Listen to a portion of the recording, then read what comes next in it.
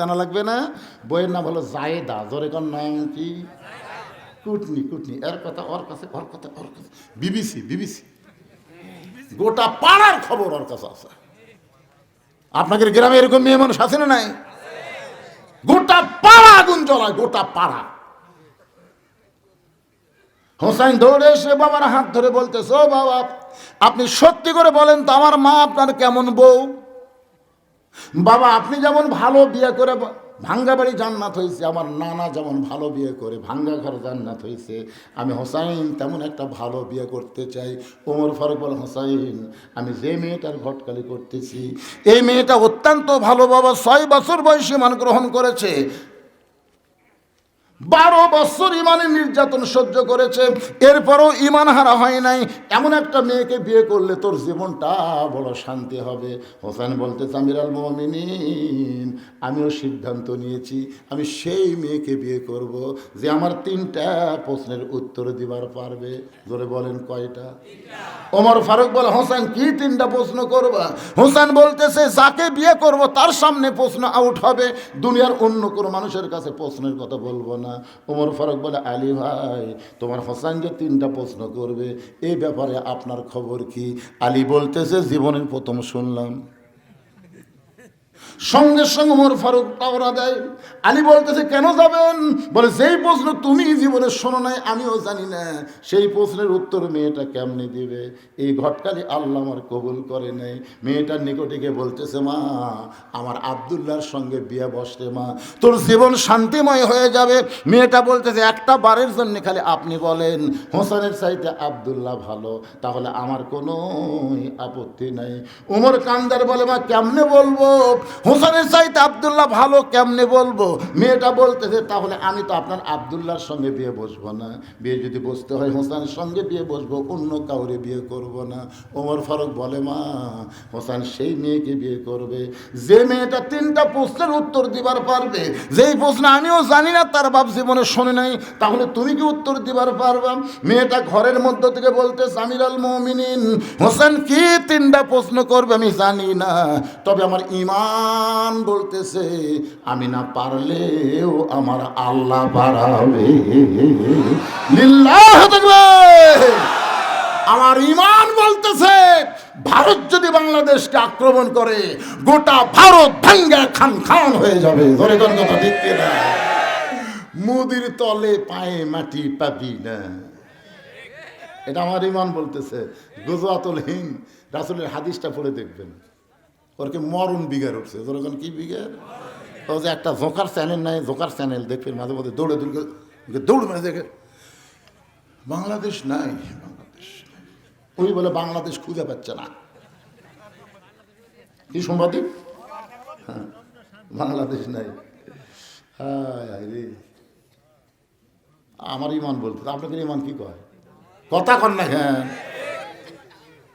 নমরুদের আগুনের চুলা যদি আমাদের জাতির পিতার জন্য আল্লাহ শান্তির বাগান বানাবার পারে, ওরকে যতই অ্যাটম বোম থাক, আমাকে আল্লাহ আছে না নাই?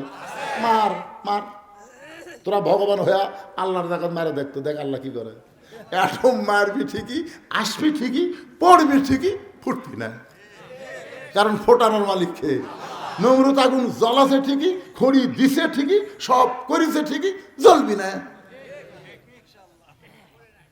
বিশ্বাস করতেছেন না?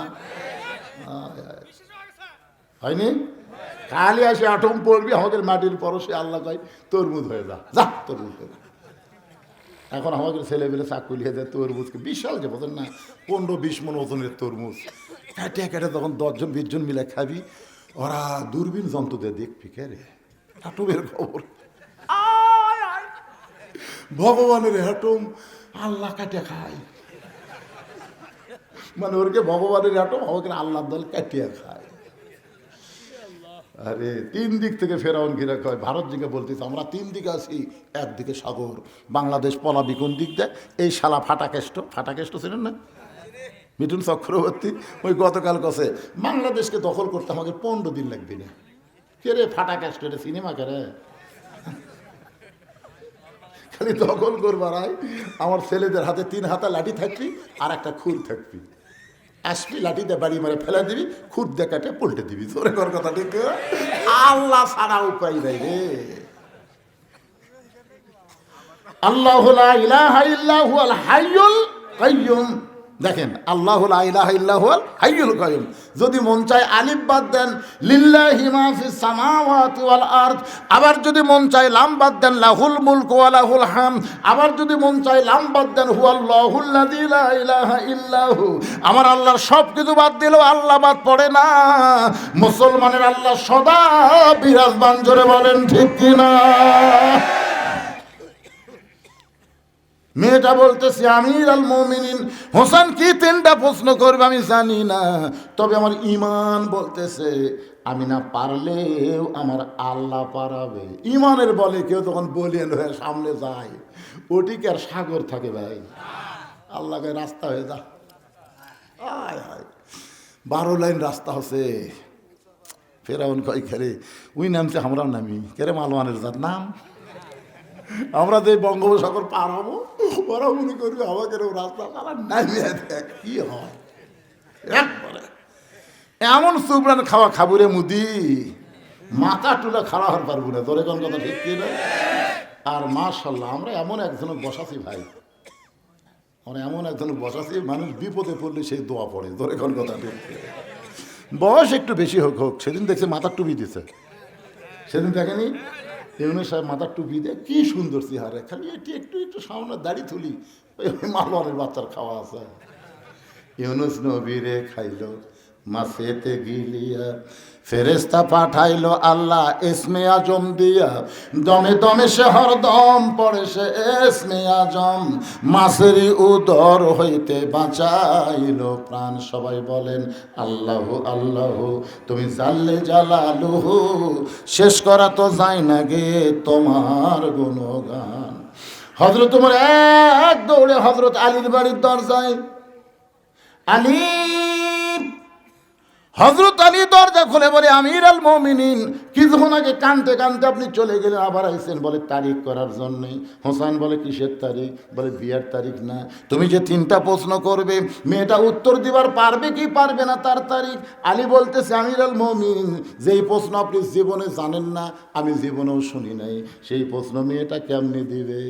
ওমর বলে, আলী রে, ইমানের বলে কেউ যখন বলিয়ান হয় সে তখন একলা থাকে না, তার সাথে আমার আল্লাহ থাকে। নির্দিষ্ট তারিখ মোতাবেক ডান পাশে হযরত ওমর বসে গেছে, বাম পাশে হযরত আলী, মাঝখানে হোসেনের সামনে একটা চাদর দেওয়া হয়েছে, চাদরের ওই পারে ওই 18 বছরের যৌবনা মেয়েটাকে বসানো হয়েছে। আমার মায়েরা যারা পর্দার অন্তরালে একটু মনোযোগ দিয়ে শোনেন মা, ডান পাশে হযরত ওমর বসে গেছে, বাম পাশে হযরত আলী, মাঝখানে হোসেন, সামনে একটা চাদর দিয়ে চাদরের ওই পারে ওই মেয়েটাকে বসানো হয়েছে। এখানে আপনাদের কাছে আমার প্রশ্ন হলো, সামনে চাদর দেওয়ার কারণ কি? সবাই বলবেন একসাথে, চাদর দেওয়ার কারণ কি? অথচ একজন গায়িকা গত সংসদে গিয়া কি সব, আমার এলাকার একটা লোকের বিয়া করেনি বুঝলেন, ছেলে নিয়ে ঘুরতেছে। সবাই কয় একেবারে তুই তো বিয়া করিস নি, এই ছেলে কার? এর কথা কয় না, জোর করে যখন ধরছে কয় ভাই রে বিয়া করিনি বারে, কিন্তু বাচ্চা যে হচ্ছে। আপনারা বলেন তো, বিয়া না করে যদি বাচ্চা লিয়া ঘরে, ওই বাচ্চা কি বাচ্চা? আর তারা ভোট না ভাই এমপি আছে, এরা কি এমপি? আসলে 15.5 বছর কিন্তু জাউরা এমপি দিয়ে চলাছে। এই সবাই এমপির মধ্যে একটা হলো মমতাজ, এই আরো ডাহা খারাপ।